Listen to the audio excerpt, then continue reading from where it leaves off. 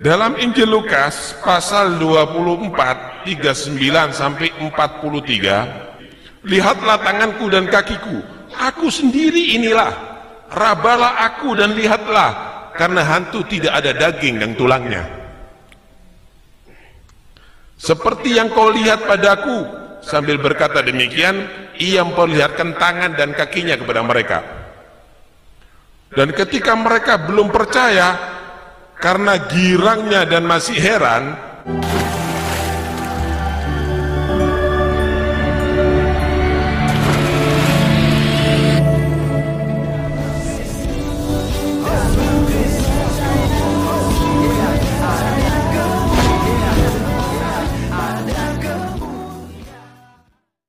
Bismil abi wal ibni wal rohil kudus ilahu wahid. Salam elechem bisem Yeshua Hamasyah.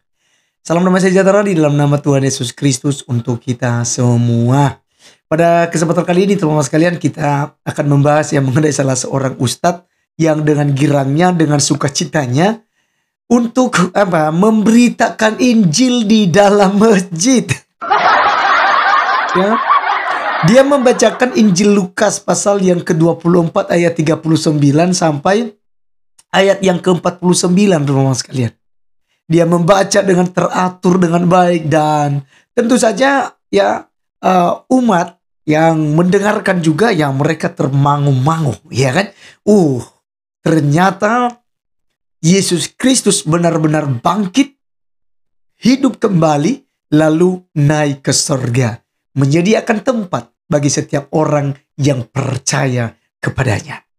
Karena Yesus katakan, akulah jalan, kebenaran, dan hidup. Tidak seorang pun yang datang kepada Bapa di surga kalau tidak melalui aku. Nah, teman sekalian, sangat menarik. Oleh karenanya saya mengajak kita untuk menyaksikan terlebih dahulu video daripada Ustadz berikut ini. dalam Injil Lukas pasal 24, 39 sampai 43, lihatlah tanganku dan kakiku, aku sendiri inilah, rabalah aku dan lihatlah, karena hantu tidak ada daging dan tulangnya. Seperti yang kau lihat padaku. Sambil berkata demikian, ia memperlihatkan tangan dan kakinya kepada mereka. Dan ketika mereka belum percaya, karena girangnya dan masih heran, berkatalah ia kepada mereka, adakah kamu padaku makanan di sini? Kamu tidak percaya kalau aku ini beneran? Bukan hantu aku ini. Kepingin bukti yang lainnya? Adakah padamu makanan di sini? Ada makanan nggak di sini? Lalu mereka memberikan kepadanya sepotong ikan goreng. Ia mengambilnya, Yesus mengambilnya dan memakannya di depan mereka. Oh iya beneran, kalau hantu tidak makan ikan goreng berarti.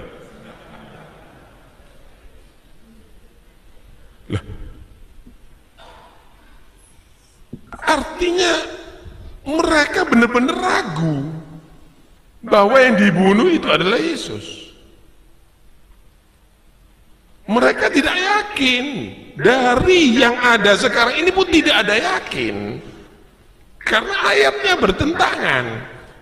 Dalam Lukas yang tadi itu dinyatakan bahwa manusia itu kalau bangkit dari kematiannya bentuknya seperti malaikat, bukan dalam bentuk kasar tapi dalam bentuk halus.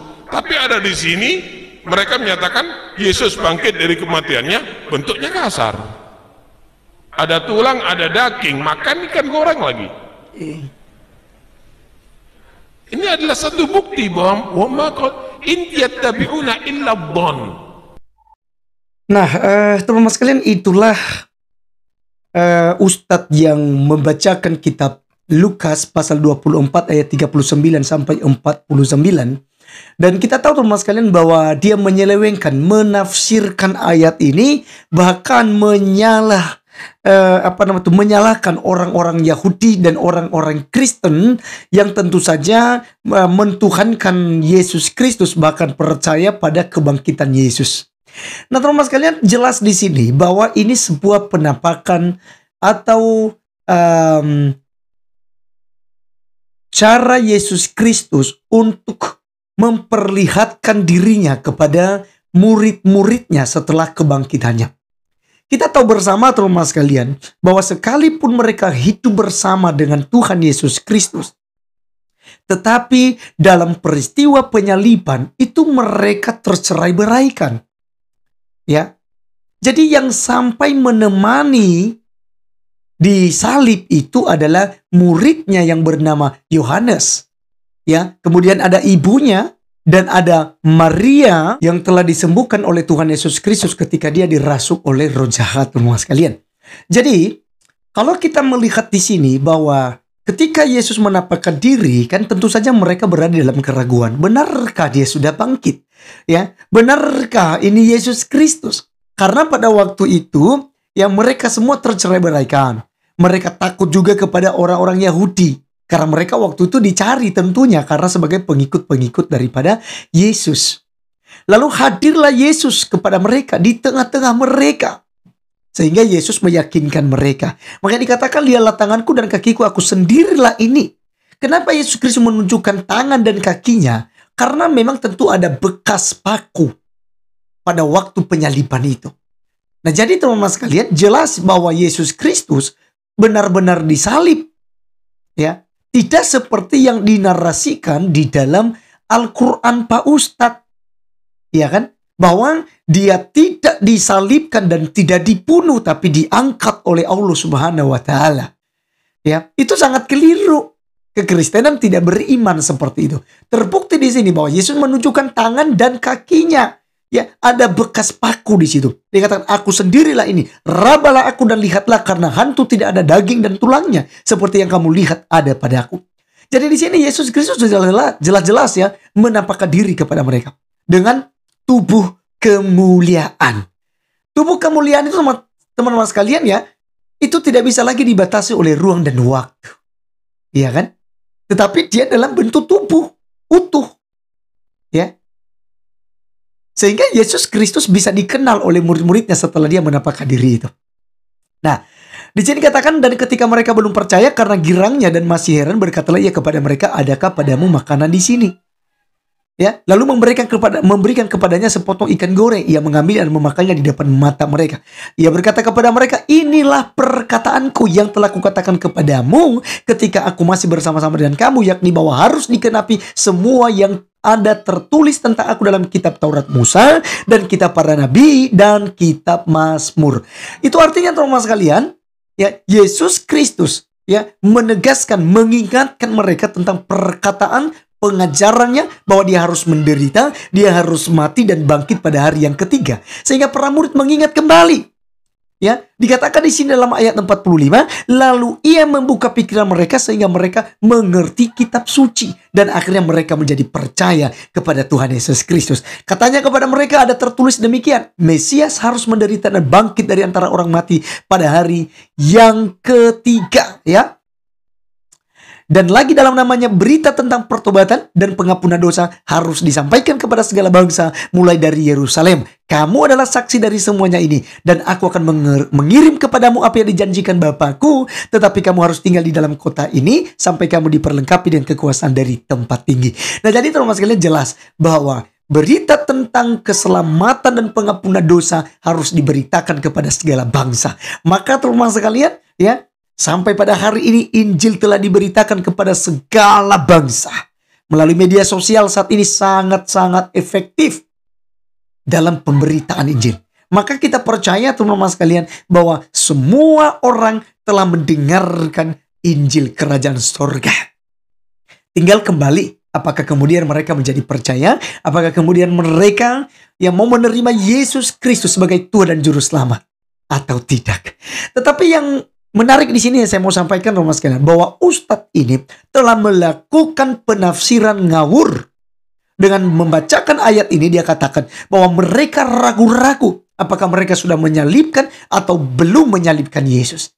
Jadi teman-teman sekalian, yang ragu-ragu kalau harusnya bukan para murid. Yang ragu-ragu adalah orang yang menyalibkan atau tentara Romawi yang menyalibkan. Kan gitu. Kalau para murid sudah jelas, mereka sadar, mereka tahu. Karena ada saksi mata yaitu Yohanes dan Maria dan juga ibunya yang menyaksikan secara langsung teman-teman sekalian. Ya, jadi ini hal yang sangat luar biasa. Sehingga Yesus Kristus memperjelaskan kepada mereka ketika dia menampakkan diri. Dan ini bukan pertama kalinya dia menampakkan diri kepada murid-muridnya. Karena Alkitab mencatat selama 40 hari dia menampakkan diri kepada murid-muridnya. Setelah 40 hari, Yesus Kristus kembali kepada singgasananya. Kembali kepada kedudukannya sebagai ilahi, sebagai Allah yang berkuasa atas bumi dan sorga. Dia adalah Alfa dan Omega, yang awal dan yang akhir. Dia adalah Tuhan di atas segala Tuhan. Maka percayalah kepadanya. Sebab di dalam Dia ada hidup kekal. Sebab di dalam Dia kita diberkati. Maka janganlah jual imanmu. Baca dan pelajarilah Alkitab, karena banyak sekali bukti-bukti bahwa Yesus benar-benar disalibkan, mati, dikuburkan, dan bangkit pada hari yang ketiga sesuai dengan yang dicatat di dalam kitab suci. Jadi apa yang disampaikan oleh Ustadz ini, dia hanya berusaha untuk apa? Mencari remis, mencari pembenaran atas ayat Al-Quran yang berkatakan, ya, mereka tidak menyalibkannya dan mereka juga tidak membunuhnya.